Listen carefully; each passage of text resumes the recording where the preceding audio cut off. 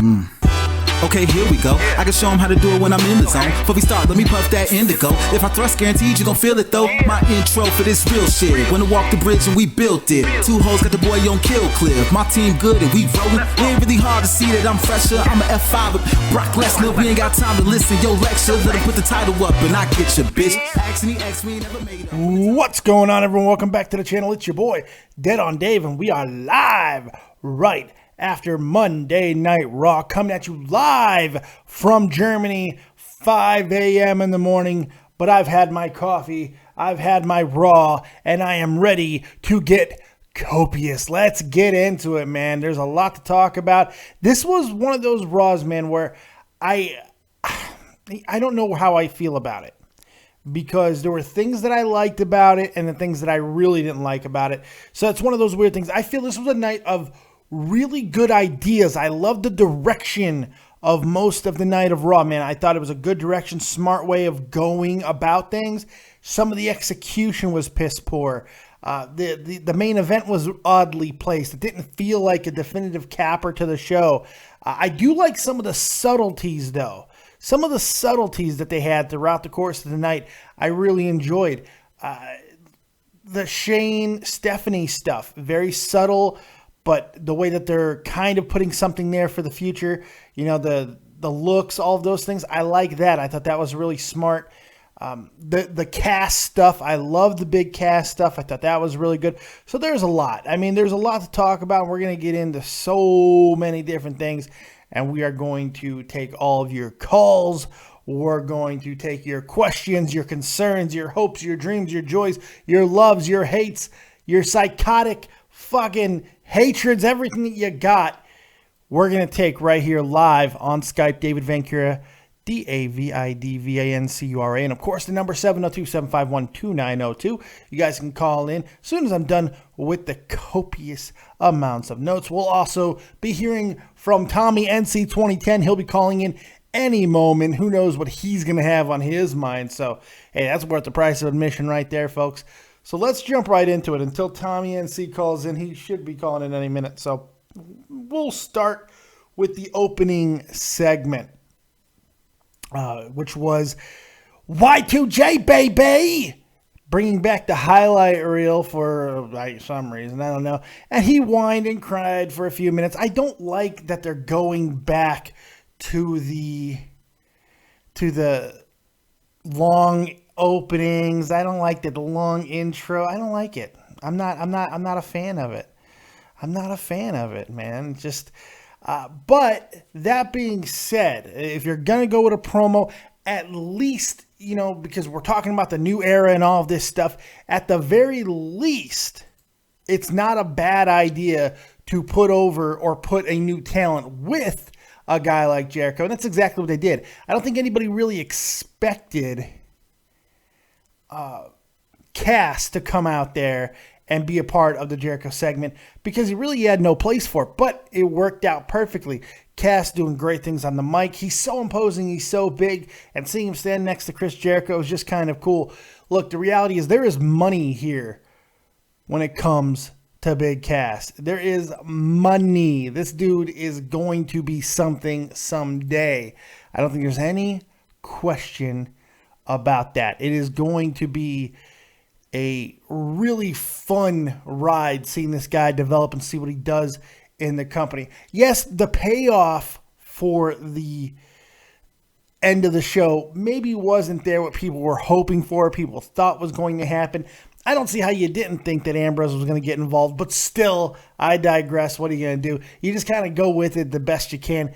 And that's kind of what tonight was. You go with it as best as you can and hope that it all works out. You know, it's kind of funny. Cass is able to draw this type of reaction that not a lot of people are able to do. And him, Baron Corbin, these guys are kind of harkening back to the bigger type of guy, something that has been a revolution against as of late. But now these big guys who can move, who can work, who can talk, and it's pretty good stuff, man. I think that it's a good way to go. Once again, restoring a balance within WWE, and it's cool. And Gallows, you can put him in that category as well. A big guy who can work. And that's happening more and more. So that's a good thing. That's a good thing. Cass does get the better of Jericho, just booting his face off, hitting all of his good catchphrases. The crowd seemed to be into it. It was Omaha tonight, so it's not like it was one of those situations where we're going to get a super, super hot crowd. But overall, I thought they did a good job of doing their part. They were kind of dead in some segments, but really nowhere where they shouldn't have. All right, let's jump into it, man, because when this man calls, you pick up the phone because you never know what's going to happen. It's Tommy NC 2010 from Tommy Talks on YouTube, man. Good guy, good friend of the channel, the beacon of positivity. What's going on, Tommy? You're live with Dead on Dave. When the great one shows up on the Dead on Dave show, he feels like he feels love and joy. And he feels like the fact that he's standing in the ring with the most electrifying host here on YouTube, Dead on Dave, and the great one feels amazing tonight, Dave. So now you're the great one, huh? You're gonna be the great one? Always redeveloping yourself. You know what? That's what I appreciate about you, man. How you doing, buddy? Oh, I'm doing good. I thought Raw was, I thought it was good. I didn't get to watch the ending because it was nothing spectacular, but it was good. I thought there were some things about it that you could point to and go, I like the direction, but there was some stuff that you kind of go, oh boy. I wanted Zach to win tonight, but I know Zach gets paid millions of dollars to lose. Not millions. I don't think millions. I think he's probably making around that $750,000 mark a year, if I had to guess. Still not bad. Still not bad. Randy Keith Orton. Huh? What's that? Go ahead. I heard a rumor that Randy Keith Orton might be getting fired. He might be the job with Apex Predator. Not fired. That's not happening. There was a rumor that he was going to be amongst the names that were being announced as released, but his wouldn't have been a release, and I don't think it's happening anyway. The thing with Randy is he's hurt. He's still hurt. He's still recovering. So if anything, it'll be a retirement. Randy Orton will not be fired or released. That doesn't happen to guys of his stature. It'll be a retirement, if anything, but it didn't happen. So I'm fairly certain Randy is going to come back, and that was just kind of a big rumor bullshit. You can't believe everything you see, Tommy. I guess I can't believe those forums on those wrestling websites, I guess. Yeah, those are usually wrong. But, they did get some of it right, so it is what it is. But still, yeah, more than likely, Randy will be back at some point in time. Because I get my news from Dead on Dave. There you go. You can't go wrong, man. You can't go wrong with getting your news from the copious fat man. I just read it off of other sites when it's confirmed. It's not like I have friggin' sources. But, hey, I do what I can. I tell you what, man, I love you like a brother. And I tell you what, if I ever come to Germany, I'm going to give you a big hug. If you ever come to Germany, I'm locking my doors and turning the lights out. I am hiding. I'm hiding in deep terror. Oh, jeez. I'm trying to leave your title belt's missing. You don't touch my title belt, buddy. That don't happen. I like to see you touch me. Now you're talking about touching me? I don't know. You're freaking me out, man. You're freaking me out. What else you got for me, Tommy? I want to say you're doing a good show, buddy, and you've been doing a good job. And I thought Raw was good tonight, but I was kind of happy that Roman won tonight. You're on that Roman Reigns love train. I don't know if I can get on. You know what? He is improving, though. I'm loving this whole feud. I really am. I'm loving Roman and AJ together. I think it's working. I like the club versus the family. I do kind of wish it would have had a different ending tonight, but still, I did like what they're doing. It feels like a main event feud. For the first time ever, Roman truly does feel like a main eventer. He felt that way with Brock, but now on his own without Brock Lesnar. Yeah, it is AJ Styles who is up there as a huge name in wrestling, but it feels like a main event situation, and I like that. I didn't really care for where they placed it on the card.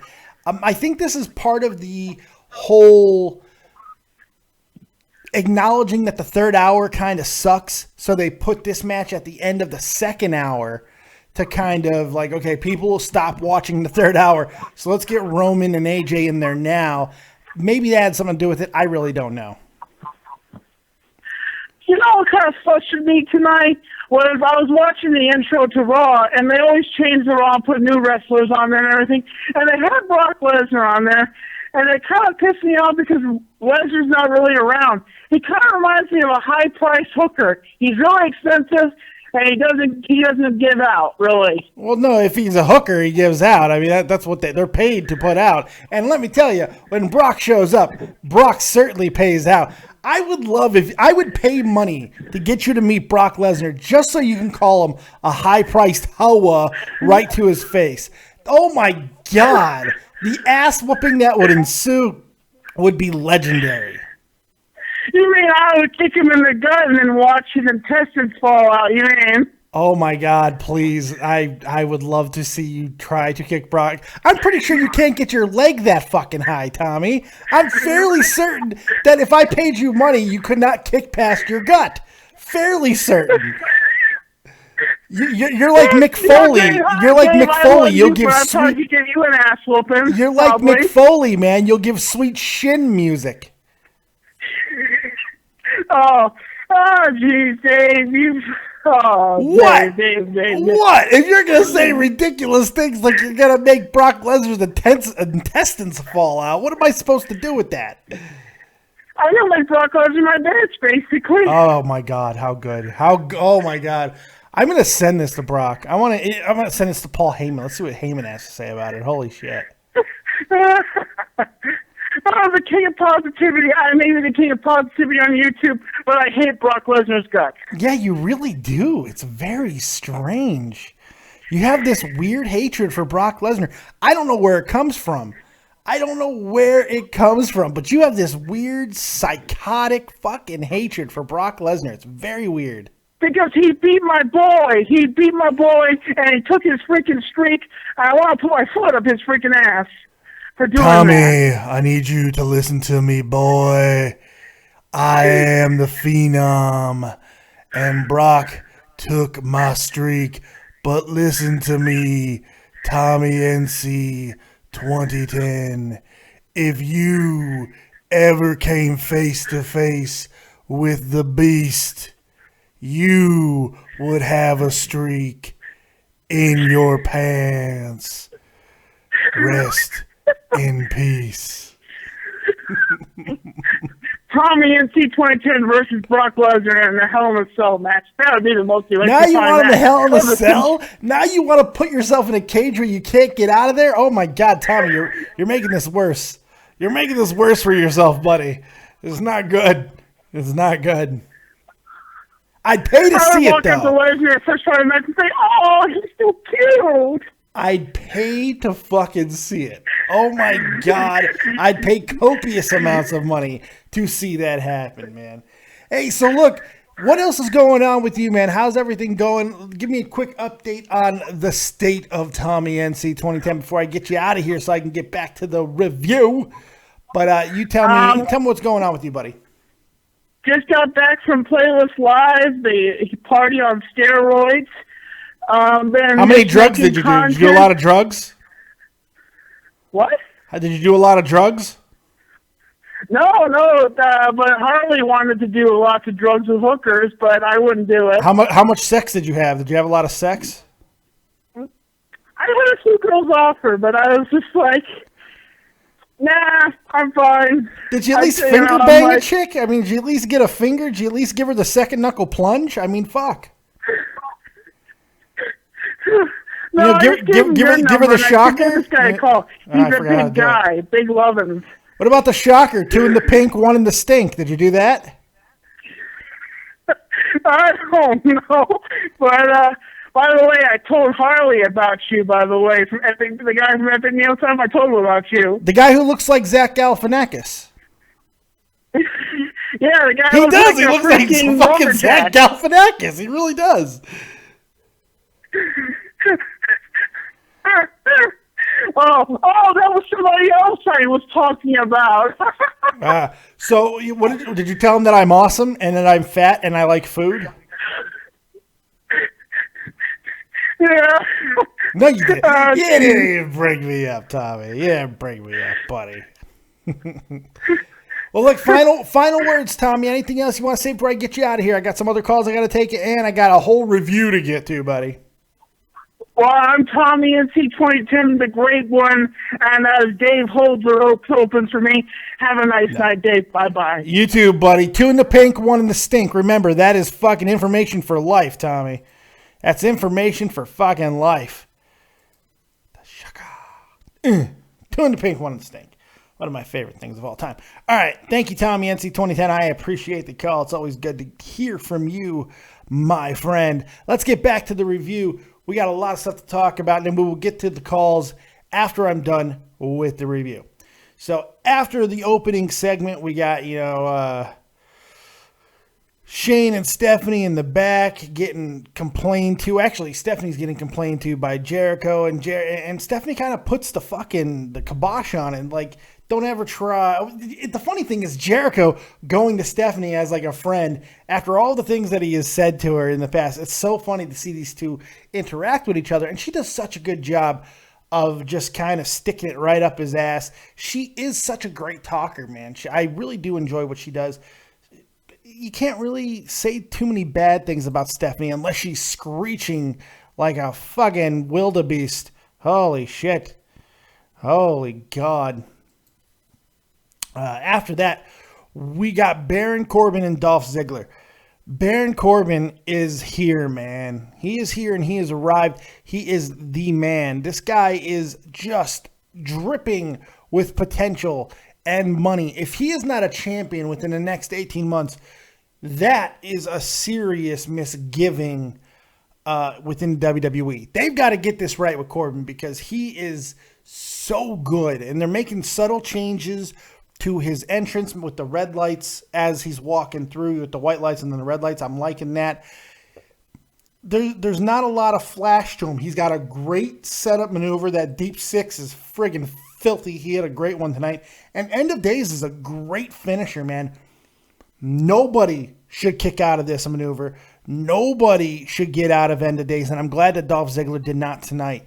Very good stuff. I thought Ziggler put on a really good performance. But, I'm kind of feeling bad with Ziggler right now because he's not winning. He loses all the time. He's lost his value. Whatever value he did have, he's lost it, man. It's just not there anymore. And a loss to Corbin doesn't mean as much as it once did for a guy like Corbin. I don't know if Ziggler has to take a break and then reemerge. I don't know what's going to happen with him. But he can't just continue on with the same gimmick, the same way, and expect things to change. I don't see it. That's just how it is. But he does still have great performances. And he did make Baron Corbin look better in this particular match. I thought they did a good job. It's my second favorite match of the night. It was the first thing of the show that really got me going. And I thought they were on a good run at this point. After that, we got the Flares, trying to convince Shane to reinstate Ric Flair back into the match, but he does the exact same thing as Stephanie, kind of like a, how dare you, coming to me and trying to override my sibling. F you. In fact, Flair, you're not going to be tonight. You're not going to be at ringside tonight. So eat it. Eat it. Good little segment. I like the continuity. They're building something. There's a storyline. There is an underlying story here that's being told with Stephanie and Shane throughout the night. And that's a good thing. We have all the matches, all of that, but there is something else going on, which I think the closer we get to SummerSlam and Survivor Series, the bigger it's going to be. So I'm liking that. After that, JoJo backstage, who's becoming one of the lead interviewers in the company. She's doing a great job. She's got a great look. I was really worried about JoJo for a long time, but she's got this down pat. And if it wasn't for Renee Young, she would be the top interviewer in the company, but Renee is so good at what she does. But JoJo definitely has a future, man. I'm enjoying her. I'm glad they found something for her and didn't just dump her. She was not going to be a wrestler. She's too small, but she is really good at interviewing people, so she does a good job there. The Club, yes, that is the official title now. The Club is officially back together, and they're two-sweeting each other, and they're having a good time talking about the elimination match tonight, which I thought was a really good idea to have. Yes, we've seen a lot of these guys together over the past couple of weeks, but I like that. I like that this seems to be a war between factions. It needs to take the next step, though. Whatever that is, the next step needs to happen soon, whether that's AJ winning, whether that's Finn coming in, whatever the case may be, the next step needs to happen. And it kind of needs to happen soon because the Bullet Club, the real Bullet Club, the actual Bullet Club, is trying to do everything they can to steal momentum. Now that, look, just the fact that AJ, Gallows, and Anderson are together in WWE is good news for the actual Bullet Club. It kind of just searches all kinds of stuff. It just helps the Bullet Club. So what the Bullet Club did last night, while it was over the top and ridiculous at Ring of Honor's big pay-per-view, it was completely over the top, completely ridiculous, and really just a weaker, in my opinion, a weaker version of things we've seen in the past, the Nexus angle, the NWO stuff. It was kind of a watered-down version of that, which looked really cartoony with the fucking Young Bucks super kicking everybody. But I get what they're doing. I get what they're attempting to do. It's really smart because what they've done is they've really taken the wind out of the sails of WWE if they were going to do something similar with Finn Balor. Now that makes it a little bit harder for the WWE to do it because everyone's going to be like, well, look, they're just stealing from Ring of Honor again, and it's hard to argue with that. The reality is in this industry, if you get there first with similar angles and you plant your flag, you planted your flag. Now, granted, not many people saw this situation with Ring of Honor, but still, I didn't really care for it too much, to be completely honest. I thought it, like I said, completely over the top and kind of ridiculous, but I get what they were trying to do, and I think that was a good thing. So after that, this is where the night kind of started wobbling out of control for me. Fandango versus R-Truth. Just stop. Please stop. Who's ever doing this, I'm begging you, stop. Fucking end this, please, with any fucking, if you have humanity inside of your soul, please, GTFO, stop with these people. Stop with R-Truth. Stop with Fandango. It doesn't work. It's stupid. And that's all I want to say about it. I don't want to bury, God, my ear is all messed up. I don't want to bury Goldust, man, because I do appreciate what he's done. I don't want to bury R-Truth because I appreciate what he's done. 45, 46, 47 years old and being in the shape that he is in and doing the things that he does. I appreciate him, but this has got to fucking stop. Has to be put an end to, and it has to be put an end to soon. After that, Kevin Owens, Cesaro, and The Miz backstage arguing with Shane and Stephanie. Now they brought Shane and Stephanie together to handle the situation as a team. The triple threat match has been set, but Sami Zayn's like, what up with that? I want in this shit. And they did a really smart thing here. This was very subtle, and like I said, they did a lot of good things tonight, but not big enough. Not big, not explosive enough, not as interesting enough. But Sami Zayn coming in and them explaining the fact that, yes, Sami, you're awesome and people love you, but you haven't really earned a title opportunity to be in this Extreme Rules Fatal 4-Way match. But you can earn it by beating The Miz tonight. Brilliant idea, smart storytelling, just a really good thing to do. Why not put that in there? He beats the champion. He looks like $1 million. And now nobody can say, well, Sammy's just there because Sammy's a draw. Now there's at least something there for him to pick at. So I thought that was really smart. We'll get to that match in a moment. After that, Paige and Charlotte. Paige, man, it's been a while since we've seen her. But she has been, doing a lot of WWE type work. There's a lot of promo stuff and everything. but she hasn't been wrestling a lot. She took some time off after London. She hung out with her family, and that's great. But now she's back, and I'm hoping a new chapter for Paige is going to open up. The match was solid. I mean, it wasn't phenomenal by any stretch, but it was a solid match. I mean, by Charlotte and Paige, they both know what they're doing. Good matchup for the most part. Ends up Natalya, who I think actually became a hindrance to this match, and her commentary was awful tonight. Really, really bad. But she was just awkward, taking petty shots at Ric Flair and stuff. I didn't really dig that. You know, here's what I do dig though. I dig that almost everybody on the roster has a personality now. It doesn't seem like people are just being good for the sake of being good. Nobody's being bad just for the sake of being bad. Everybody has an attitude, you know. Everybody has a way of being, of acting, of bringing things out. And I like that. It seems more natural, more normal. It's not just face versus heel anymore. It does seem like attitudes and personality are being brought out, even when it doesn't hit the mark. Like tonight with Natalya, at least it's there. At least it's there. So I don't know. The match itself, not too bad. Paige ends up getting the victory after Flair comes down. Then Shane McMahon's come down. Look, Shane only came down so they can get his theme music in because people love his fucking theme music. That was the only reason why he came down. Charlotte ends up getting rolled up by Paige. Paige gets a victory, which I think she needed. Yes, it's a cheap victory, but a win for Paige, especially over the champion, is a good way to get her going again. The cheap losses to Paige needed to stop. So smart, even with a cheap victory, smart way to reestablish her. Good job. I like that.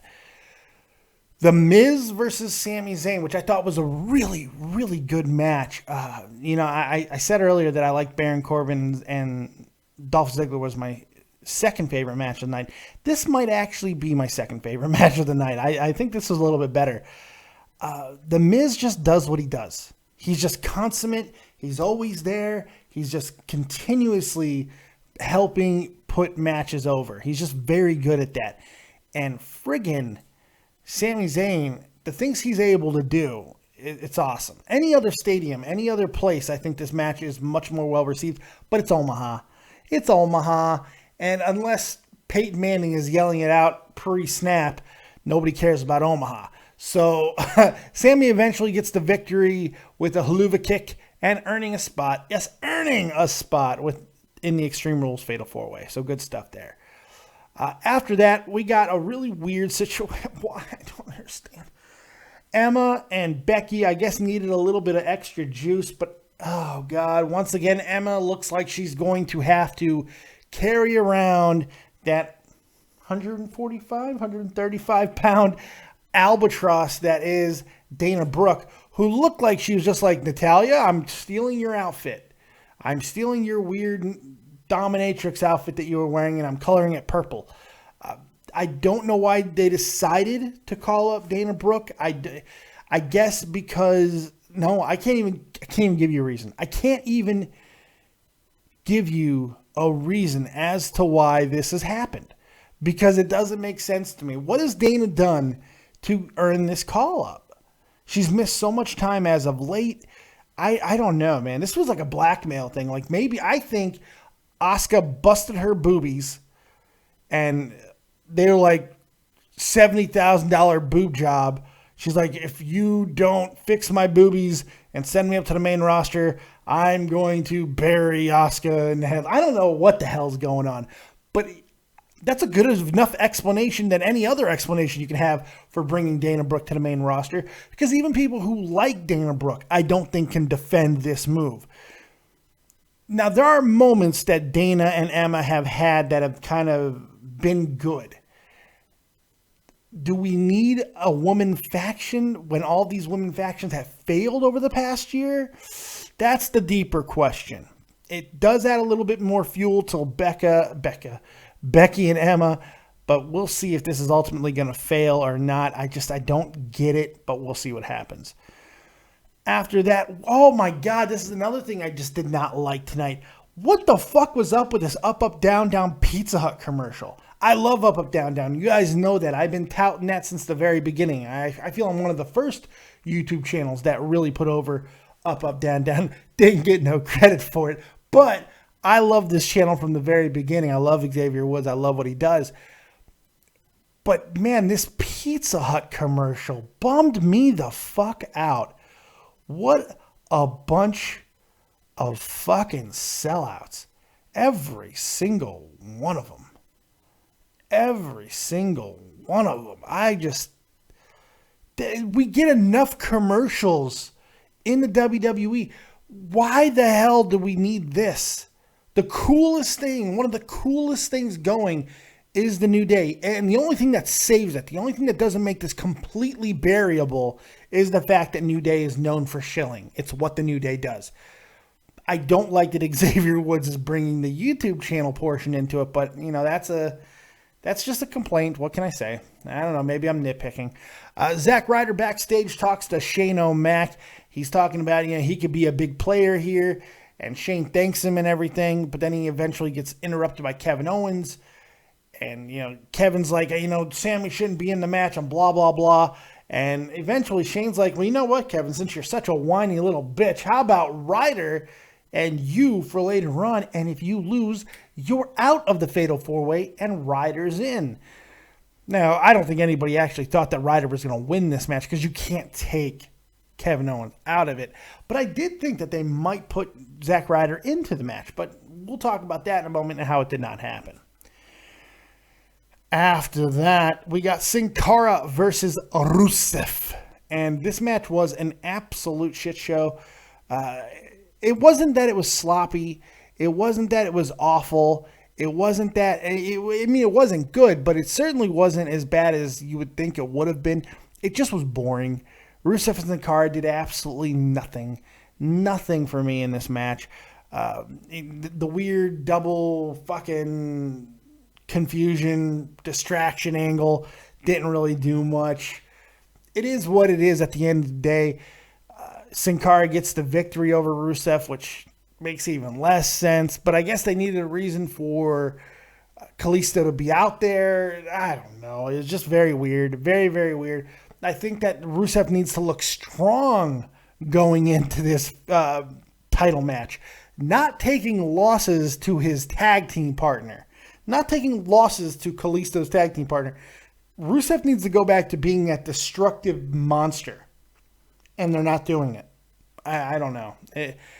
That whole Lana situation has completely derailed Rusev. Completely derailed. I did not think he was going to go the way of Mark Marrow, but he kind of is. But that's the thing. It's not even a Mark Marrow situation because Lana is not Sable. Lana has not taken off to Sable heights like a lot of people thought. I was one of them who thought she would. Didn't happen. So it's it feels like it was off or friggin' not, right? Really, really did. After that, the second hour main event takes place, and I kind of like it. I kind of like the fact that they put a main event caliber match at the end of the second hour.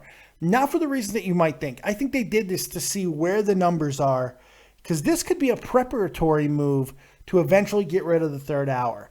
If they start putting bigger matches at the end of the second hour, they can talk internally and justify getting rid of the third hour if the third hour continues to tank, which I'm willing to bet cash money that the third hour did horrible numbers yet again tonight. But the second hour with this main event caliber match, I feel really did kind of deliver. So hopefully this is something that maybe not everybody's thinking about, but it could be the reason, is because they are thinking highly about going this direction in the past. 678, don't worry, I am going to take your call. Let me finish up the copious amounts of notes, and we will take your call. For those of you guys who are here, make sure you hit that like button. Hit the like button, like the friggin' video, and subscribe to the channel if you are so inclined. I don't push the likes enough. I want to see likes tonight. Hit the like button, goddammit. Please do it. Do it now. Do it. Do it now. As for the elimination match, this was my favorite match of the night. I really enjoyed it. I love this feud. I love it, love it, love it, because it feels like the first important thing that Roman Reigns has done. And I love that AJ Styles, even if this is not going to be a long-term thing, AJ being in the main event, the club is establishing themselves as a big thing. Now, whether or not that changes or it gets heightened after Extreme Rules, which I think that it will with the inclusion of Finn Balor, even though debuting him before his match with Samoa Joe doesn't make a lot of sense because the takeover is in June.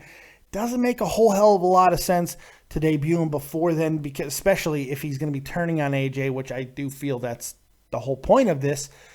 But I don't know. I feel like his inclusion, the subsequent turn, whatever they decide to do, I spit all over my goddamn pop guard. Holy God. Whatever they decide to do, I do feel it is going to add a lot of juice to the entire situation with the club and whoever they end up going with. So it is what it is there. I love this match. I thought it was very well done. I like seeing them together. Here's the positives of putting them together and doing the things that they're doing with them. One, it does kind of hide Roman Reigns' deficiencies. So it allows him to stay comfortable with the guy that he can wrestle with, and that's AJ Styles. But having the 3-on-3, the 6-man tag, allows people to not get completely bored of those two just going one-on-one. What it also does is, even if just a little bit, it raises the importance of the Usos. Which desperately needed to happen. The Usos are back to getting good reactions tonight. Roman Reigns, while they were booed heavily, as the match wore on, there was more of a John Cena 50-50, let's go Roman, AJ Styles, the Roman Reigns, AJ Styles. We had all of that going on throughout the match. So it's not like Roman is continuing to just fall down this rabbit hole of hatred. In towns like Omaha, he's going to get his cheers. And that's a good thing. Believe it or not, it's a good thing because Roman's not fucking this up. Roman's not a pro. Any of the issues that Raw had tonight had nothing to do with Roman Reigns. Nothing. Not one damn thing, because the best thing that happened tonight involved Roman Reigns, and that was this match. So that's a good thing. Whenever you can point to the best thing on Raw, and it's supposed to be with your main guy, good stuff. So I'm giving a major ups for that. While I did not like the overall show as much as I would have, with some of the things that they did, I would have thought I would have liked it more, because I liked some of the ideas they had, even though the execution wasn't fantastic. This I did like. It was hard hitting. It was smart. The ending was kind of bullshit, but still not a terrible situation at all. AJ and Roman, they absolutely go with each other. And I did not think it was going to work. I didn't think those two physically would ever work. And it's working. It's working. It looks like next week the long-awaited re-debut of the Colognes is happening. Yes, the Colognes are finally coming back from Puerto Rico. And here they come. Are they going to be bringing back a family member? An apple-eating family member? Probably not. I've not read anything about it, but they could. And how cool would that be? If that's just the music that we heard and it was Carlito bringing out the Colognes. Carlito doesn't need to wrestle, even though he obviously could with the physical condition that he is in. He's in great condition. He doesn't need to. Just manage the Colognes. They could be a really good addition to the tag team circuit. We'll see what happens there. After that, Kevin Owens and Zack Ryder in an absolute squash. I mean, yes, Zack got some offense in, but this was about Kevin Owens. Kevin Owens beating the living dog hell out of poor Zack Ryder. It is what it is. But Owens did his thing, got the victory, and then yells at announcers because that's what he does. So after that, we get some Omaha! Don't you dare be sour. The New Day up in the house. Very weird promo. It's more typical New Day stuff. I think that the New Day needs to do something ridiculous. They haven't done anything really ridiculous in a long time, and I think they need to. Because people are going to kind of aware of their act a little bit. They need to do something important. I don't know what it is. I don't see them losing to Gotch in English, to the Vaudevillains, but we'll see what happens there. Overall, I like the whole segment.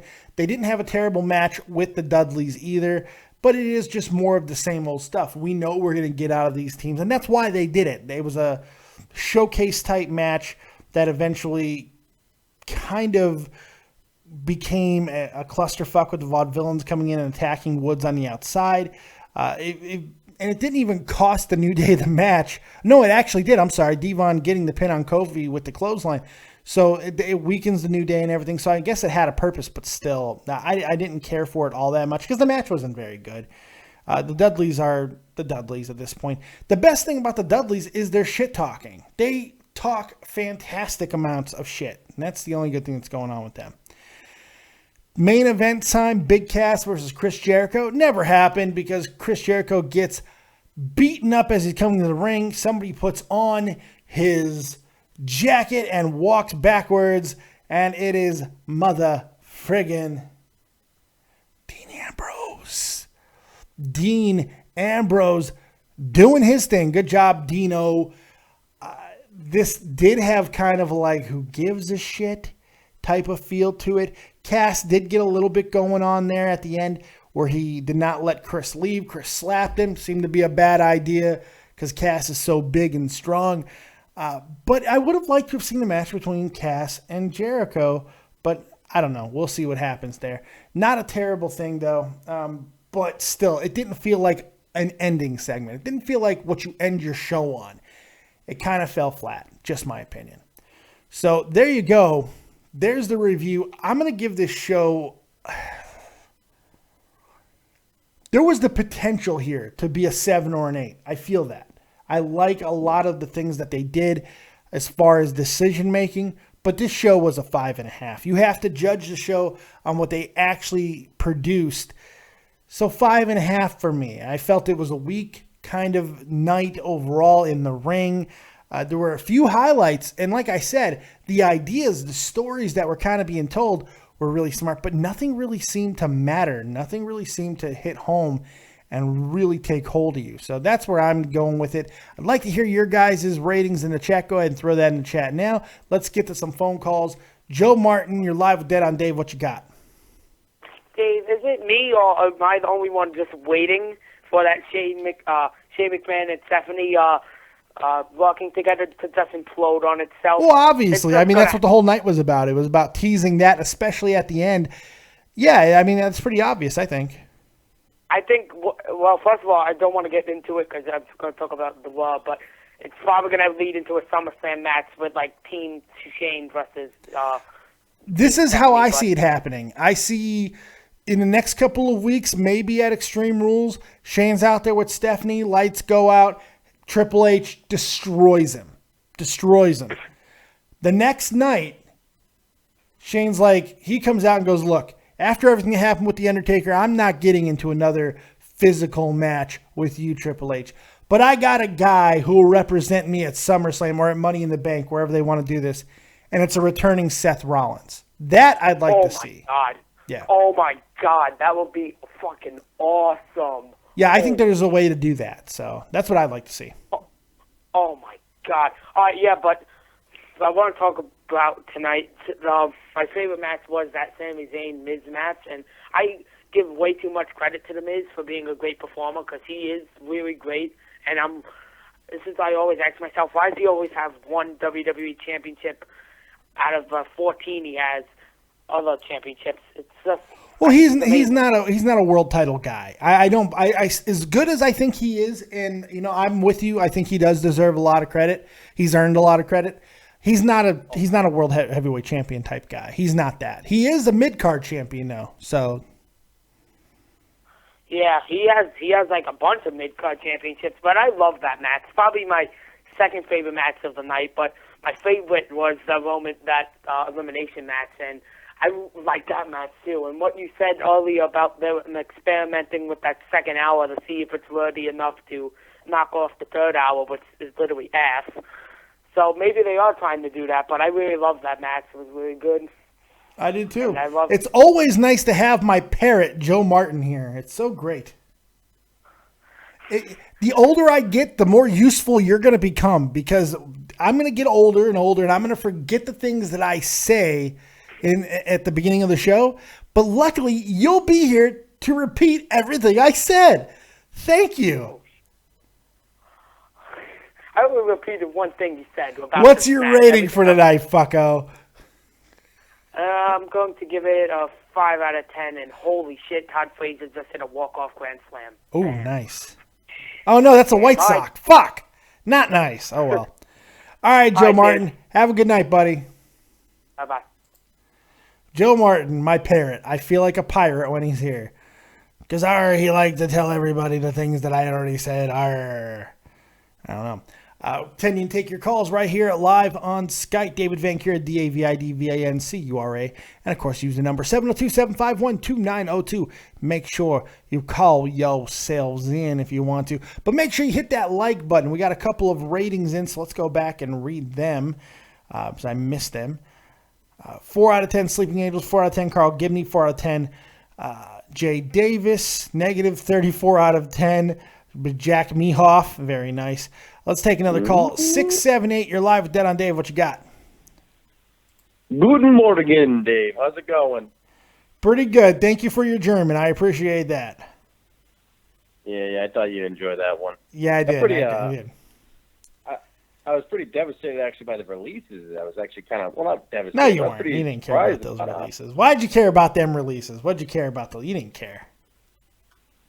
I didn't care, but, No. Can Can we skip all this shit? You're not that talented. Can we just get to where you call me fat and I throw you over the top rope? What are you talking about? I've never called your show in my life. Never. Really? Never. I've never called your show before, but it's the first time I've ever called. You have a very distinctive voice. What are you, gay for my voice? Here we go. There he is. The untalented fuck show that you are. Oh, get out of here, fucko. See how easy you are to goad? Get the fuck out of here. You big fucking flabby vagina. So untalented. So terrible. Oh, God. I swear to God, I fart better than that guy fucking talks. I swear to God.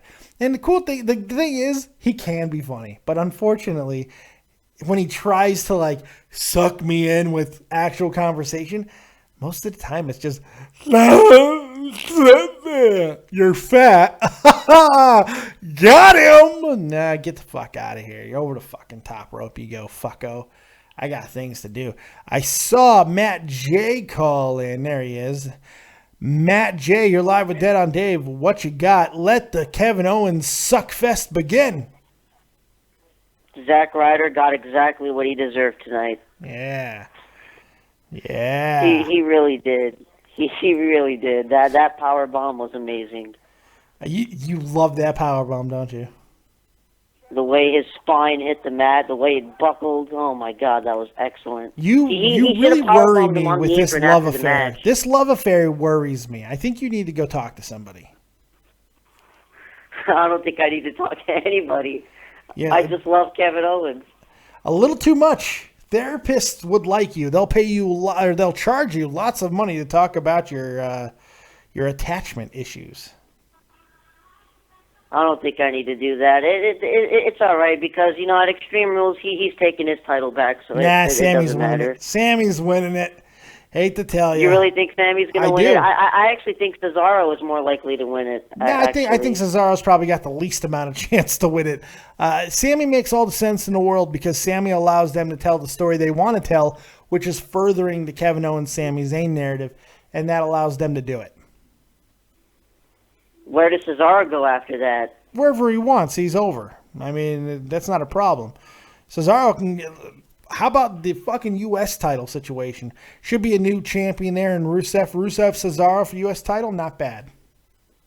I also want to see Corbin get in the title picture because, I was very impressed with him tonight. I'm always impressed with Corbin. Always.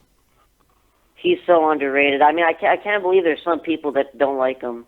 That's kind of ridiculous. Honestly, I don't really see anybody hating on Corbin, but yeah, it is what it is. Probably just casual fans. What the hell am I talking about? There you go.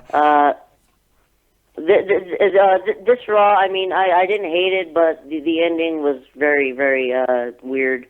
I really cannot get into this Jericho and Ambrose feud.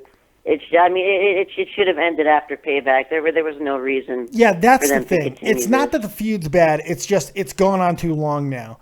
There was no point to extend this out. But since everything else got extended out, I think they just kind of felt from a continuity standpoint, let's just keep this going since we're keeping everything else going for one more month. Let's keep this going for one more month. That's what it felt like. Hopefully Jericho doesn't win. I mean, hopefully he doesn't get the win back. Oh, That'd be God, pretty I'm bad. praying that he does not, but who knows? Who knows? It might be an Extreme Rules match, and Ambrose might get a TV blown up in his face again. You He might never get know Codebreaker with to pin. Ambrose, man. You never know. He likes to lose with the inanimate objects. We'll see. What's your rating for tonight, Matt? I'll give it a 6 out of 10. It was all right. Yeah, I don't know. I think that's a little high, but hey, I don't blame you. You love Kevin Owens. Hey, I appreciate the call, buddy. See ya. Take it easy. Let's take another call. Sod Villa, you're live with Dead on Dave. Why did I take your fucking call? What's up, man? Why did I take your call? Because I'm the greatest caller on the show. That's No, why. that's not true at all. Are you gonna that's the cry fact. some more? Well, yeah, because you backed down your word, but that's a whole different story. See, the funny thing was, until you opened your mouth, it was all just fucking with you. And then you opened your mouth and cried. Now I'm not doing the trade. Now I'm really not doing it. Dude. I was I swear to God, I was putting the trade in. This is what happened, So folks. In Dead on you Day proposed Fantasy the Baseball trade, League. and then Hold I on, let me tell the accepted. story. Let me tell the Okay, story, okay, go fucko. ahead. Hold on, Well, because you'll this is tell just a the you and me my thing. story, but If you okay, keep go ahead. talking over me, I'm going to hang up on you. Let me tell the story. So we had a trade that we were going to do last week, but we decided to wait till Monday. Garrett Cole for Harrison. And we get the trade going today. And we both agreed to it. But it had to be approved, which I'm the commissioner. I approved the trades. So I had time to, if I wanted to, rethink it. Boom. Stephen Kessel kind of made a little bit of a comment to where, man, this is not a good trade. And I'm like, this is a perfect opportunity to fuck SF boy, which is my favorite thing in life to do. So then SF, he starts to gloat. He gives me an even further opportunity because the motherfucker actually gloats. How stupid can you be? He gloats. So I fucking pull the trade, and he's like, you're not a man of your word, and all of this screechy, whiny bullshit. Time to fucking When it comes... I disallowed the trade. It happened. It wasn't approved. Wasn't approved. The commissioner didn't approve the trade. What can I tell you? As an owner, I was all for the trade. But then when it went up to the commissioner, I had to look at it as a commissioner. I'm like, you know what? I can't let that trade go through. When it comes to being commissioner, you're like Roger Goodell. See, I have a strict fuck SF boy policy. And So let's talk some Raw. Yeah, let's talk some Raw. What do you got? Because Raw is war. But so what happened on Raw tonight? Because I didn't watch. Get the fuck out of here, Sod. God damn it. He just takes up fucking space. It's what he does. You want to take some troll calls? Let's take some troll calls. This shouldn't be a troll call. Matt Kennedy, you're live with Dead on Dave. What you got? What's up, man? How are you? I'm doing fan-friggin-tastic, man. You know, I don't know why people are giving this show such a bad rep tonight. I mean, it was kind of the same as it was last week. I mean, it's building up to Extreme Rules. Yeah. It's not exactly building up to I'm not feeling the extreme part that much, but you know what? The wrestling isn't bad. You know, like the actual wrestling part of it is not bad. Yeah, I think there was less of it this week than there was last week, and I think that there was a few things that really stood out that were really bad, and that's why tonight people were kind of shitting on it. Like I said, I liked the show to a point. I thought they did a lot of things that were smart. They had a lot of good storytelling elements.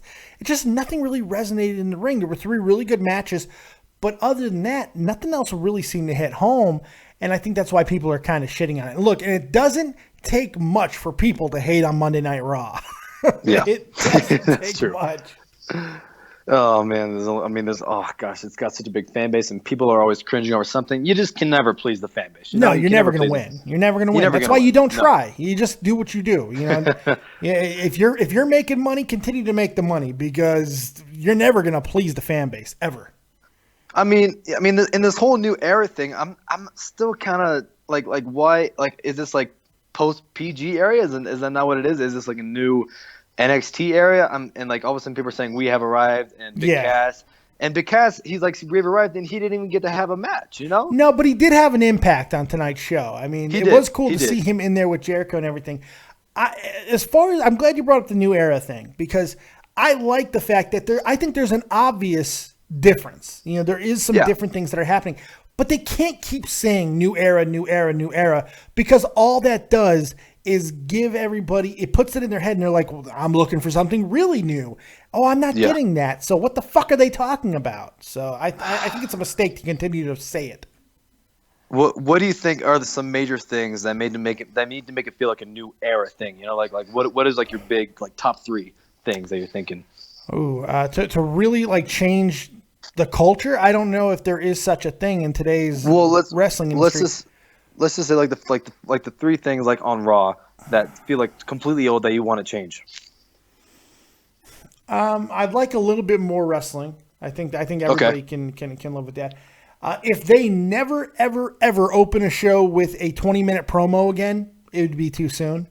So that like a little that goes into the more wrestling thing though. Let me think. This is a tough question because it's hard to think of 3 like solid things, because I just don't throw things out there like we need more AJ Styles. It's like I try to think of things like what they could actually do with what they have.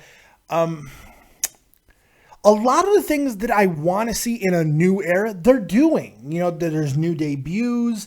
There's a backstage storyline that's being told with Shane and Stephanie. I think I just kind of want to see it turned up a little bit more. I think that's the biggest thing.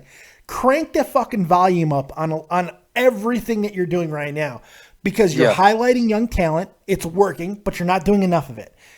Crank up the fucking volume. Let's get a little bit more Baron Corbin. Let's get a little bit more meaningful victories. Where was Apollo Crews tonight? Have they already quit on him? I was just about to say that. Yeah, I was just about to say that. And I mean, he's been tossing around guys for the past month and a half, and all of a sudden he doesn't show up for 2 weeks. I mean, it's like, what the heck? Kind of weird. He hasn't really been doing all that much, like as far as who he's been beating and everything, and I don't think his performances have been all that great. But that goes to what you're doing with him. Like I said, crank up the volume, make it a little bit more, you know, what they're doing with AJ Styles and Roman Reigns is a prime example of what they should continue to do. That is a turned up goddamn situation. Everything needs to feel that way. And that's what I would do. Yeah, the biggest mistake that they have right now is that they've got an enormous amount of talent. And I'm talking that they got more than any other promotion in the whole entire world. And they're every single week and almost every single pay-per-view, they're playing with the safest option possible, you know? When it comes to WrestleMania, and then with Payback, they're not taking risk, and they're not risking it to get the biscuit. You know what I'm saying? You just hit it on the head. You said the absolute right word. The safest option possible. They're not taking risks. They're not taking chances. I think you got to at this point, because you do have all the talent. You got so much talent right now on that roster down in NXT. You got guys from all over the world who want to be there right now. Turn them the fuck loose. Oh my gosh, if they throw like an invasion angle, I mean, how cool would that be? Unfortunately, the Bullet Club over in Ring of Honor kind of took it out of their sails. You can't really do it now. You can't do an angle where they come in and destroy, because the Bullet Club essentially did the Nexus angle from 2010, 2012, whenever it was. Yeah. Where they destroyed everything. That's what they did last night at the big Ring of Honor pay-per-view. So true. It kind of took a little bit out of the sales as far as, well, you want to call them the club. Well, we're the Bullet Club. And they kind of, even though I didn't like what they did too much, to be honest, because it was kind of cartoony, but still. One more thing, the Bullet Club. Like, did you hear what they were calling them tonight? They're like the club. Like the family versus the club, and like the club. I was like, I mean, do they not? I mean, I guess they don't own the name. They don't own the name Bullet Club. No, they can't. They can't, and that's why the Bullet Club is doing what they're doing in Ring of Honor right now. They're drawing extra attention to themselves because there are Bullet Club members, former Bullet Club members in WWE. So they're kind of using that to their advantage. I kind of like the club. It's a little generic, and it reminds me of a sandwich and makes me want to eat because I'm fat. But I didn't hate it. I didn't hate it. I mean, it still has like the nice ring to it, and it still has like the club. Maybe when they bring in Finn Balor, hopefully after Extreme Rules, maybe they'll start calling themselves the Balor Club. Maybe AJ Styles will split from that and be his own thing. A lot of possibilities they can do with it here. I think I like the club more than the Balor Club. I don't like. I mean, the Balor Club for his fan base is perfectly fine, but the Balor Club for a faction, I don't like. I don't love. Yeah. But the club works. The club works. It also remember the club, the old fucking commercial for that thing that you'd put on your fucking steering wheels. It was a big thing in the 90s. The club. You can't steal a car because it's got the club. Oh, that's all I'm going to think now. There you go. There you go. What's your rating for tonight, Matt?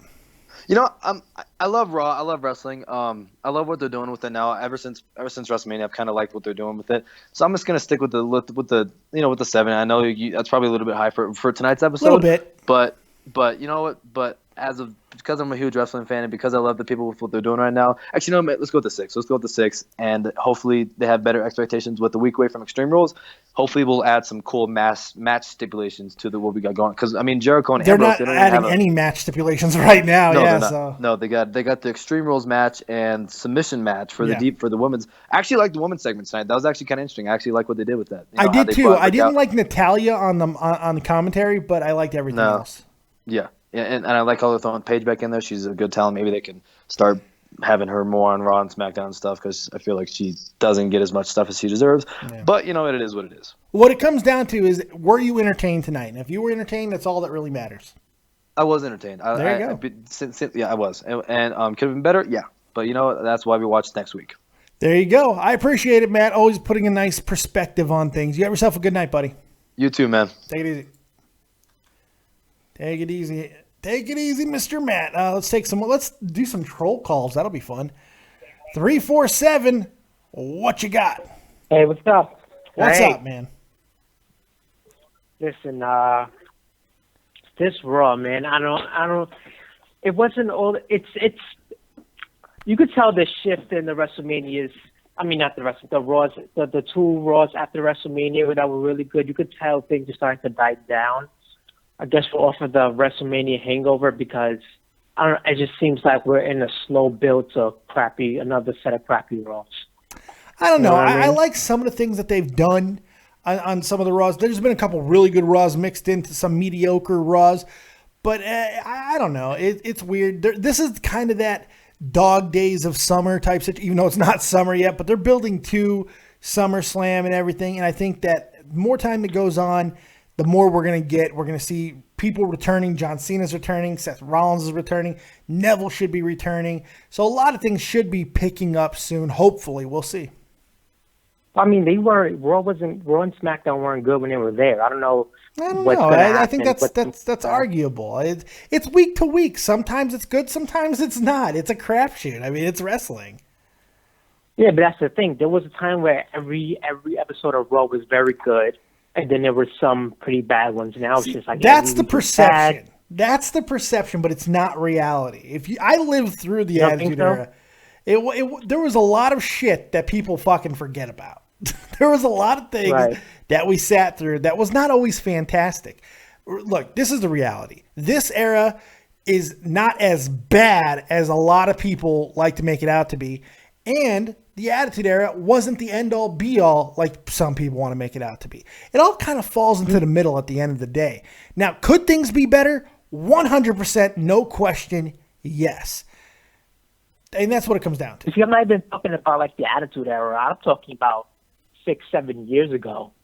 I mean, I don't think Raw really started to become bad until like 2012 when they changed the creative team and they brought in a bunch of soap opera writers and they screwed Raw up. So you loved the height of the Cena era.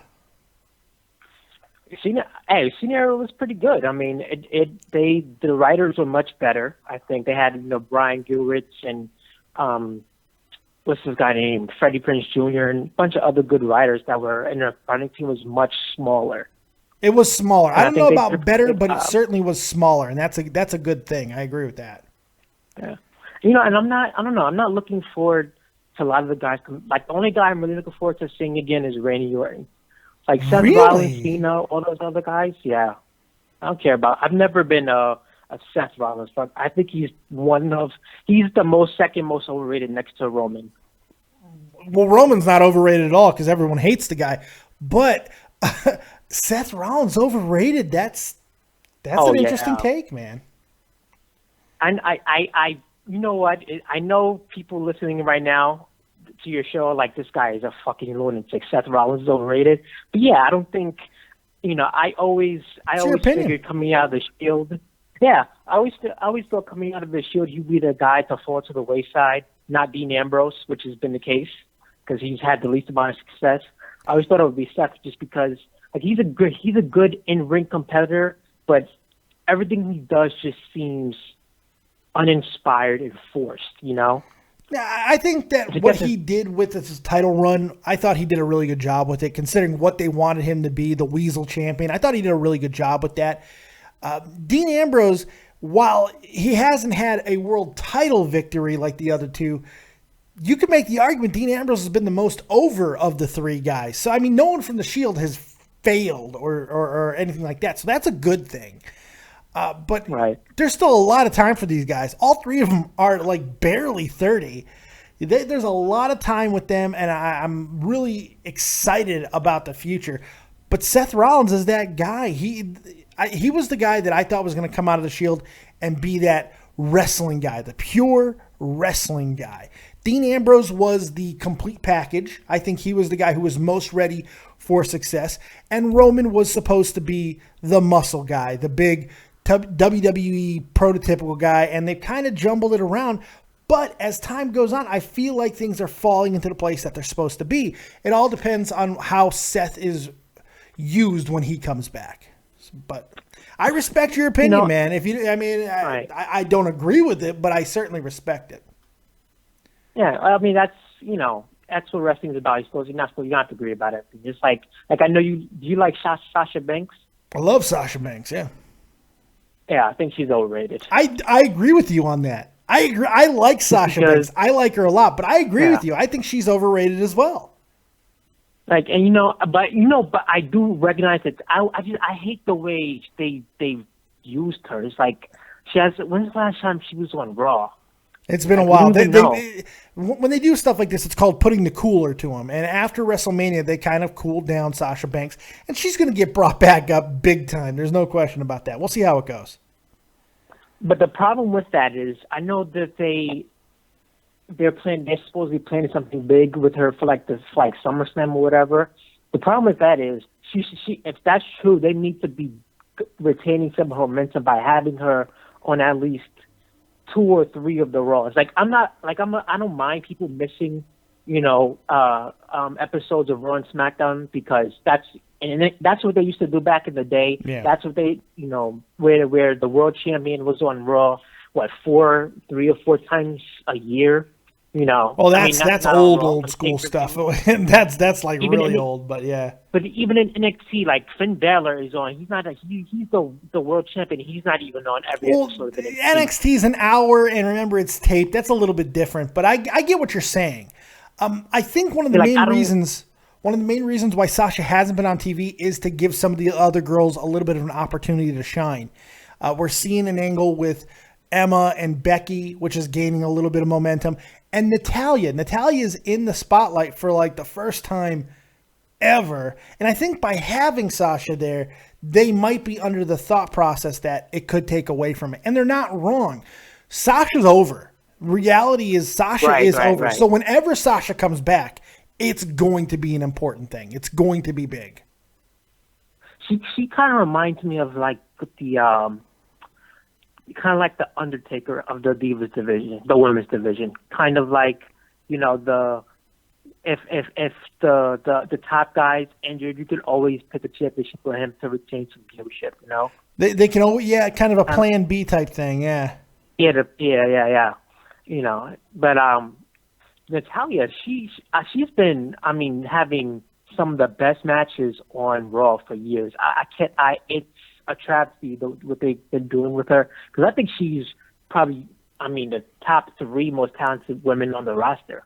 She was just, here's the problem. Her run came at a time where they weren't focusing on women's wrestling. They were focusing on women's being divas, being pretty models and stuff like that. They weren't focusing on the wrestling. It's just a bad fucking turn of luck for her that her prime happened to coincide with an era where they didn't care about it. But now they're giving her an opportunity to shine. Yes, is it late in her career? Yes, does it feel like a little bit too little too late? Maybe a little, but at least it's happening. So that's a good thing.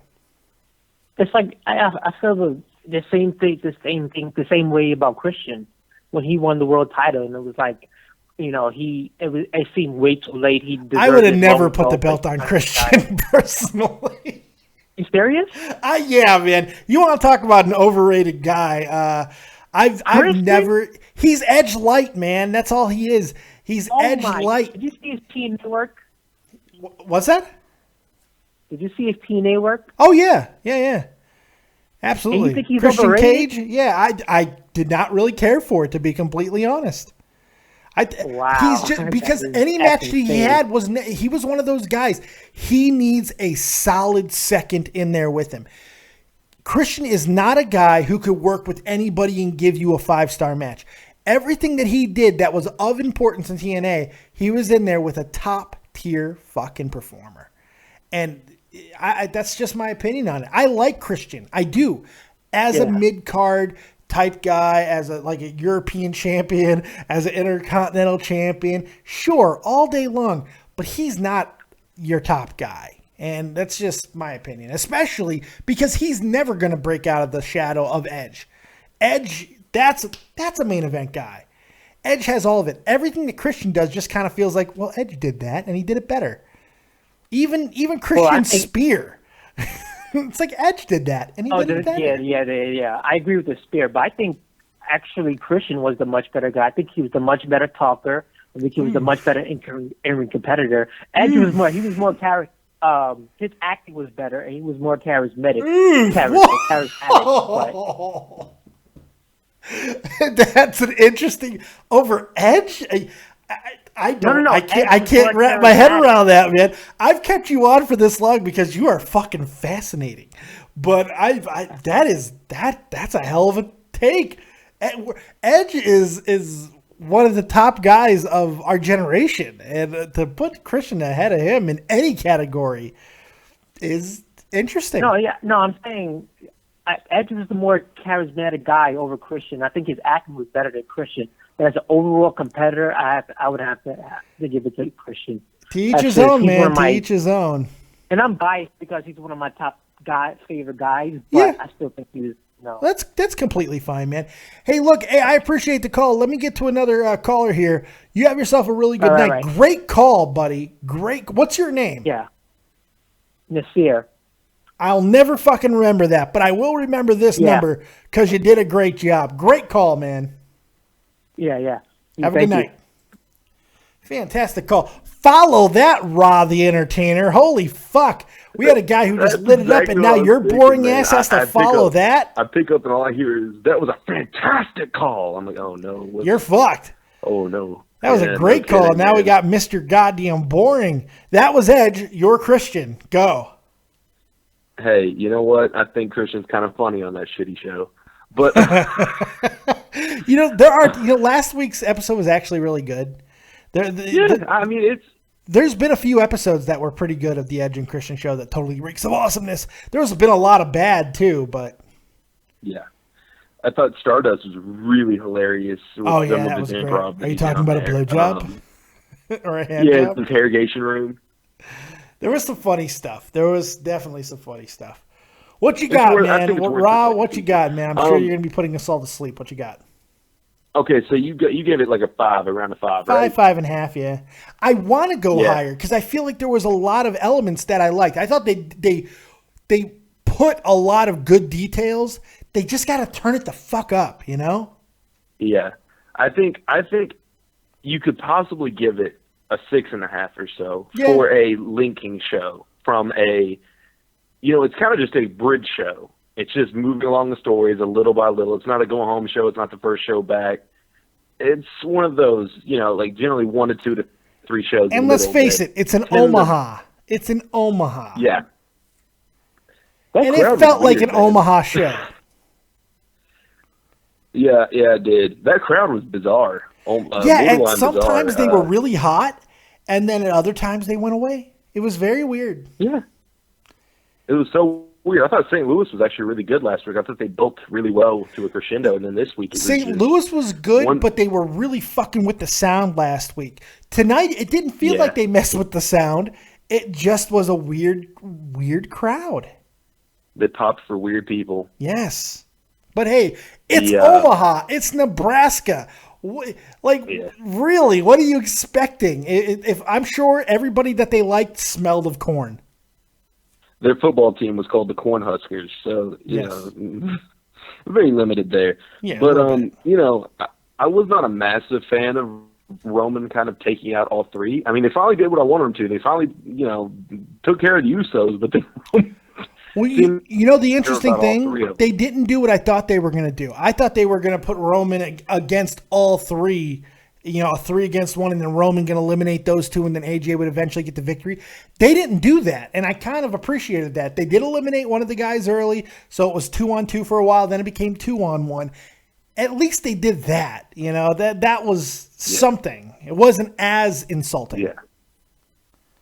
Yeah, I don't know, man. The more I see of Roman, especially, you know, I think he's doing a lot very well, but I just can't like the dude as a guy, as an actual guy. That's the problem. I think that is the problem, because almost everybody, even the Roman haters, I think you have to at least give him a little bit of credit over the last few weeks. That match he had with fucking AJ Styles was fucking brilliant. That singles match they had at the last pay-per-view was great.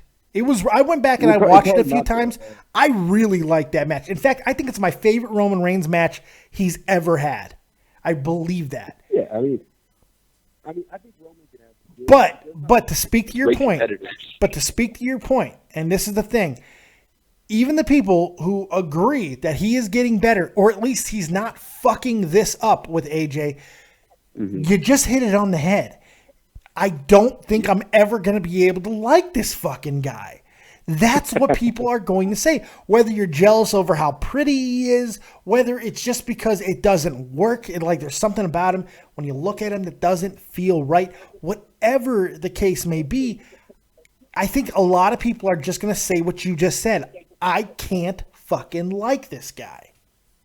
And I want to. I mean, he's a champion. I mean, it's the way he conducts himself in interviews and has in the past, the way he tweets. Like, I don't know if you heard about that thing that went viral about that picture of him in the jeans. I don't know. It was very rock fanny pack-esque. Oh, God, really? Yeah, you need to look it up. He's wearing these weird, bizarre affliction-type jeans, and he's just sitting in an empty room, sitting on a pine box. It is the weirdest. You have to look up Roman dad jeans on Twitter. You'll see it. People were grilling him. You know, but his response to that rock thing with the fanny pack, at least it was at a time when fanny packs were in. Oh, yeah. Which they should always be in. They're very functional. They are functional. I agree with that shit, man. I'm too fat to wear one now, but hell's yeah, they're functional. Like, you know, it's back in the day, all those wrestlers just carried around their pills and their fanny packs. It's very functional then. And now you ruined it. It forever. I made it sad. What else you got, Raw? I was also going to talk about, really quick mention the way he responded, which was, all these men on the internet staring at my jeans while we're out here living, or we're too busy living life, or something like that. Holy shit. It was just like, could you be like any more dude? Like, you can't even take a joke. He's a like douche. The Rock went along with the fanny pack. He's a douche. He went along with the fanny pack, and he was kind of making fun of himself. But then Roman's like, that was 2 years ago. Like, Roman's a douche. Plain and simple. Very rough back. What are you gonna say? Roman's a douche. Yeah, exactly. I also haven't got to. Never mind. I'm going to stick to the show. I thought that Big Cass looked actually pretty good against Jericho in that promo. They're seeing money when they look at Big Cass. Let me tell you. They see money with that kid. I'm a little disappointed they didn't have the match, but they still included him a little bit there. It's honestly, it's probably for the best they didn't have the match, because I think it would have been heavily criticized one way or the other. So I think it's actually a really good thing that they did go the route that they went, but it shouldn't have ended the show. That was a big problem. And that's why I think what I said earlier about them potentially cutting out the third hour, I think this is all tinkering with that. I think that the idea is being tossed around because of situations like this. They put the main event at the end of the second hour. They're going to look at the numbers and see how that second hour performed compared to the big drop that I'm sure the third hour is going to get again this week. And they're going to start thinking about that. That's what I think, at least. But the problem is they tend to backload these shows. I mean, lately they've been backloading them more with more younger, more, undercard guys, which is weird to me anyways, which could be one reason it's dropping, because these guys simply haven't had enough of a push for people to be like, I'm going to stick around for this last hour. Well, it was Jericho. It was Jericho tonight. That was the main eventer. Yeah, it was Jericho. So I don't know. Yeah, I don't know. I think Jericho's stock, he's to me a upper mid-carder, kind of on the same level as Ambrose. He's not like a top headliner guy. I think he was until WrestleMania. I think WrestleMania established a lot of value, man. Yeah, I suppose so. I've loved his promo work recently, and that even though it was kind of like, why is this on at the end? That Ambrose stealing the coat thing, actually, I really liked a lot. It was funny because it was an Ambrose move. It was an Ambrose thing, and he was getting. I wish he would have grabbed the microphone and said, "This is revenge for Mitch." That would have been funny because Ambrose is nuts, and that would have been great. And I love crazy Ambrose. I don't like goofy Ambrose. I think we can all agree on that. There's a difference. There's a difference. There's a very big difference. I don't need to see him stick his tongue out 50 times in match and go, blah, blah, blah. Like, I don't need to see that. Agreed. Also, that's pretty much it. That's pretty much what I have. I'm not going to drag it on. Wow, that's a first. I appreciate it, Rob. Thanks for being self-aware. Thank you. You could feel like you were inching towards the ropes. It's like you could feel it.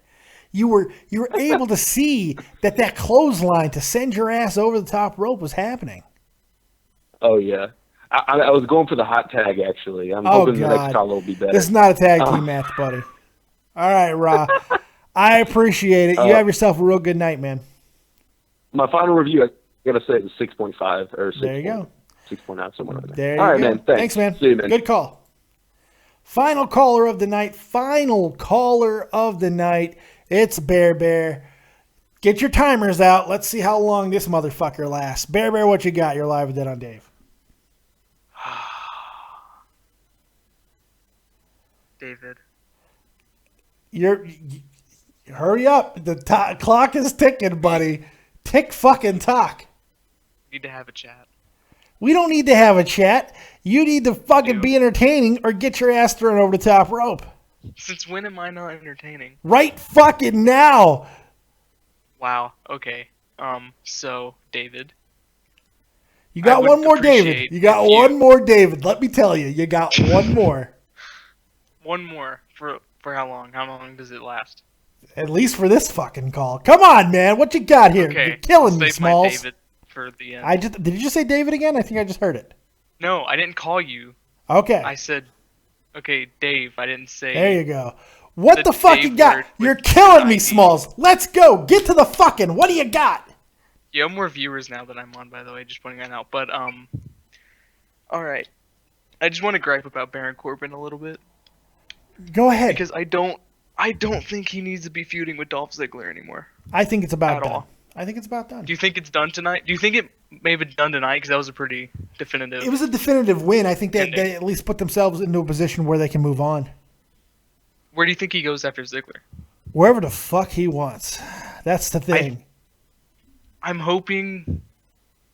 Oh God, I don't know if I want Kalisto to keep the U.S. title. Yeah. But I want Corbin to have something. But I do too. The only way for him to go U.S. route is for Kalisto to hold the title. Rusev. Him killing Kalisto gives me a good warm feeling. Entertaining. That would be pretty entertaining. Yeah. Kalisto would get. That'd probably be. Actually, okay. Let's say 2 Monday Night Raws after Extreme Rules. Baron Corbin versus Kalisto U.S. title. Baron Corbin beats him in like 30 seconds. Yeah. That would be amazing. That's what they need to do. If I had to guess, Rusev is taking that title off of him. If I had to guess. I don't like that at all. I'd rather Alberto Del Rio. Oh, God, no. No.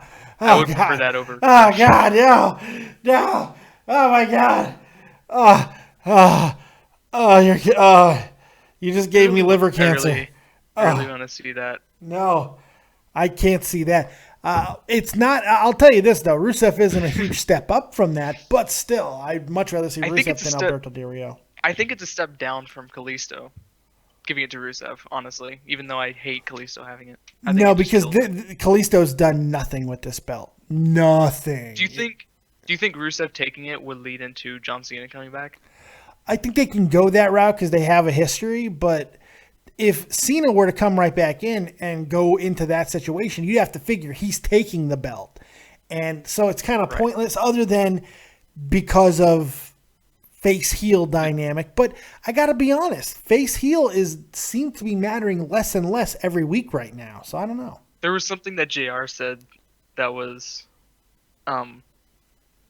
like faces and heels don't really like exist in the same way they used to. They did in WWE recently. Heels. Like they were really mattering, but now over the past few months, it is going away.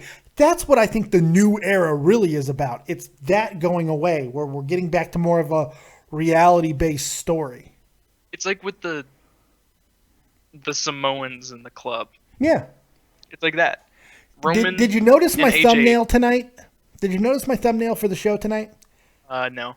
I did something fucking all psychological. That's the fucking word. Uh-oh. If you go and look at the thumbnail, I got a black and white background behind each guy, AJ Styles and Roman Reigns, because that's the whole thought process that I've been in with those two leading their factions. Is they're both black and white. They're both dark and light. Neither one is really a good or bad guy. The ambiguity is there, and I think that's what's kind of cool about it. I really like that whole angle, man, and I like what they did tonight. I think that's the whole story too. Yeah, I think that's the whole storyline. Is you don't know like what. And this could be protecting Finn Balor's debut. It could be about that, because Finn Balor turning on AJ Styles while AJ is like at the height of his popularity and as a face, you're kind of giving a death sentence to Finn Balor. But because of all this ambiguity, you're kind of protecting him. I don't see Finn Balor being against AJ is the thing. Not until later on. Like maybe he comes in and helps AJ and then later turns on him and is like, I created this. They could do it either way they want. That's the thing. They could do it right off from the bat so that we have AJ and Finn Balor immediately, so Finn's red hot, or they can do that. But if they do, that means AJ's got to win the belt. Because if Finn Balor comes in and helps AJ but doesn't win the belt, it feels like it's all for naught. So if he's going to help AJ at Extreme Rules, AJ's got to win that belt, which I'm not sure they want to do. I could see at Extreme Rules AJ doing something extremely heelish to win, just like kind of like he did when he won the IWGP Heavyweight title. For the first time. Good pull, good fucking pull, Bear. A lot like that, except what's his name? Oh, the Japanese guy who joined the Bullet Club. What was his name? I can't remember his name. Not Okada. No, Okada's the one he beat. Yeah. For it. Oh, I can't remember his name. I can't remember his name either. But you know what I'm talking about, right? Like he came in, it could be like that. They could do that. And that would work. And you know what? That's how you could bring Finn Balor into it, but not have him as a main piece of it. And then his final match, I'm assuming, when he's going to lose again to Samoa Joe at NXT is in June. Then after that, you have Money in the Bank. You put the belt back on Roman, but then again, that means Roman's a 4-time fucking champion. Oh. God. I just there's no win here. But, I mean, that would be a way to do it. Then you have Finn Balor turn on AJ then. But like I said, Roman's a 4-time champion. Yeah. Either way. Tanahashi. Thank you, Chris Payne. It was Tanahashi. It wasn't Tanahashi. I don't think it was Tanahashi. Well, Chris Payne's usually pretty on the spot on those things. No, I don't think you're right. I don't think he's right. I think you're right. I don't think he's right. I'm not sure. What else you got for me, Bear? I want to go to sleep. Okay. I would like my mod privileges back. No, you're not getting your mod back. No. Ship has sailed, man. You've abused your powers. And you make fun of the Dave. I'm not a good Dave. I'm not a bad Dave. I'm just the Dave. And that's what you got to remember. Oh, he hung up. He left. I don't know what happened. I didn't hang up on him that time, let me tell you. So there you go, man. There is your copious review of Monday Night Raw, man. We hit a little bit of everything. We had a good time. We kicked some ass. We took some names. I hope you guys enjoyed the show. I hope you had a fun time here hanging out with your man, your boy, Dead on Dave. And we got a lot of good stuff coming on the rest of the week. I'll be doing some video game stuff. I think sometime we'll be definitely playing some more Hearthstone, and having a good time there. And we'll see what else happens throughout the rest of the week. We will definitely be doing NXT review and SmackDown review this week. Bear Bear's a goddamn liar. I swear to God I didn't hang up on him. This is why you're not getting your mod privileges back, you fucking liar. You look at you lie. There you go. Thank you guys very much for hanging out with us. I hope you had a fun time. Make sure you hit the like button on the way out the door. You're walking out the door. Guess what? Hit the like button. It's like ringing the doorbell, giving me one last little bit of a nod saying, hey, I enjoyed what you did. Thanks a lot. You're fat. You could also donate to the channel if you have yet to do that and you want to just make a statement like, we love Dead on Dave. Here's a tip. You could do that as well. Channel needs support. Not going to lie. The bills don't pay themselves, kids. So if you want to donate, please do that. I much appreciate it. Or go ahead and support the channel by going and buying a t-shirt over at www.deadondave.spreadshirt.com. T-shirts, mugs, hoodies, all kinds of stuff. Go check that out.